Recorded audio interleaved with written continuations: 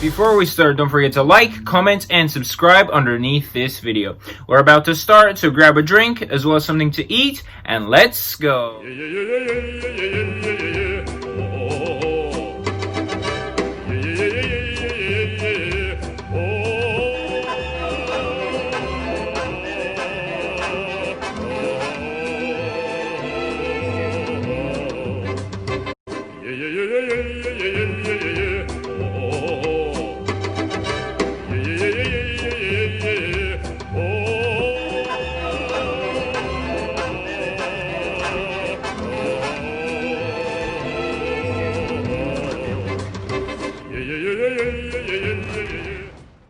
Alright guys, I hope you enjoyed that clip from before, and I want to wish everyone a Merry Christmas. We are here to talk about the T22, and we all know what it is. Tier 10 medium Soviet tank. It was released for 20k gold, 25k gold for some, if you wanted, you know, the camo, blah blah blah, whatever. We're here to talk about why it's not OP, and it's actually quite average, maybe a bit above average, but not even close to being OP. Of course, the title is clickbait, guys. It's not a trash tank, but it is not OP by any chance. So let's talk about the three factors about any tank: mobility, armor, and gun. So gun. The gun is worse than all Soviet tier 10 medium tanks. In terms of gun handling, it is by far the worst. In terms of DPM, it is the worst.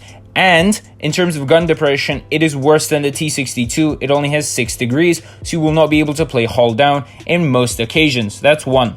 So the gun is worse than all tier 10 Soviet heavy tanks, and that's why pro players prefer the Object 140 or the T62 over the T22, just because the gun is a lot more reliable and a lot more accurate in most situations. That's one. Number two, let's talk about the mobility. The mobility is on average or on par with most, mediums at tier 10, so it doesn't distinguish itself at all from there. It's not like a Leopard or an AMX 30B that flies around the map, okay?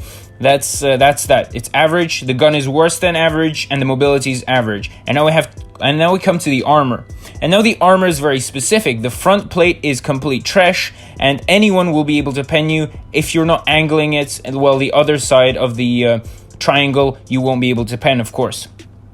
But the sides are the real magic here. As you can see, they tank almost everything, and the sides are amazing. The sides are amazing, but again, they're very specific. Because let's say you meet a T54, 1 versus 1, well, it will pen you with every shot if it wants to into the upper plate. I mean the front plate, sorry. This is not like a heavy tank where you know 100% that your armor can be relied on. Let's say you're in a VK90, then you 100% sure know that the T54 will not pen you to the front, right? But if you're in a T22, you cannot rely on the armor, guys. You cannot rely on the armor, because if a good player is up against you, he will pen you 100% of the time. If he wants to pen you, he will pen you. And if he's good, 200% he will pen you.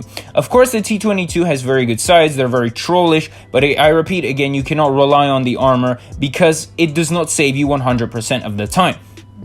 Therefore, calling this tank is OP is kind of, stupid in my opinion. The armor is, works half of the time. The gun is, worse than average, while the speed is average.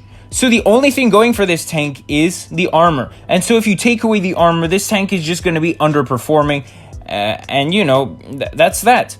But of course, in many occasions, the T22 will be able to do things that the 140 and the T62 cannot do. For example, in this situation, I won this game for the team just because of the fact that I'm a T22.